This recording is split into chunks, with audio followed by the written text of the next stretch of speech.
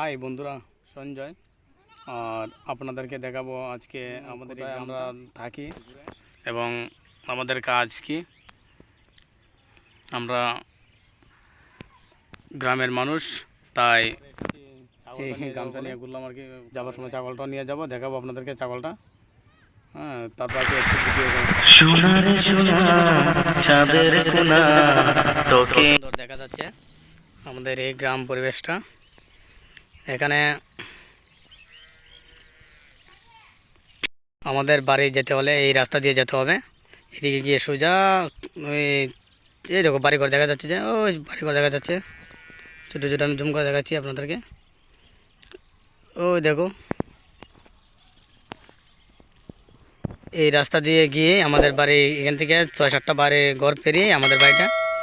হ্যাঁ, আর এই যে আমাদের সুন্দর খোলা মাঠ, যেখানে ধানের চাষ মানুষ করে। আমরা গ্রামের মানুষ, তাই আমাদের গ্রামটা খুবই সুন্দর একটা জায়গা। কত বড় এরিয়া নিয়ে এই গ্রামটা। বাড়িঘর এখান থেকে প্রায় অনেক দূরে আছে, 3-4 কিলোমিটারের উপরে বাড়িঘর হবে এই দিকটা দিয়ে। তো আরও দূরে, এদিকে প্রায় আরও 6-7 কিলোমিটার হবে। এই যে সামনে সুপারি গাছটি দেখতে পাচ্ছেন, এই সুপারি গাছের এবার একটা রাস্তা আছে, মেইন রোড, যেদিকে গাড়ি আর যাতায়াত করে। তারপরে এখান থেকে আরও প্রায় ওই যে এখানে একটা বাঙ্গা আছে, বৃষ্টি হলে এখানে পুরো এমন গোলা লেগে যায়, যেখানে এই পুরা মাঠটা আছে না, একদম পুরা মাঠটা জলে ভরে, এটার উপর দিয়ে জল চলে যায়। তখন সময় আমরা এই রাস্তাটা আগে তো ভালো ছিল, বৃষ্টির গোলা এটা পুরা ভেঙে গিয়েছে আর কি।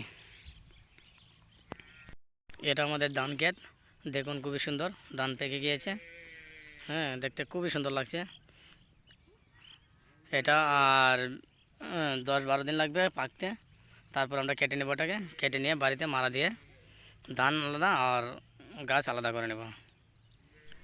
খোলা মাঠের এরিয়া। আমাদের সামনে একটা পুকুর আছে, পুকুরে কীভাবে বড়শি দিয়ে মাছ ধরা হয়।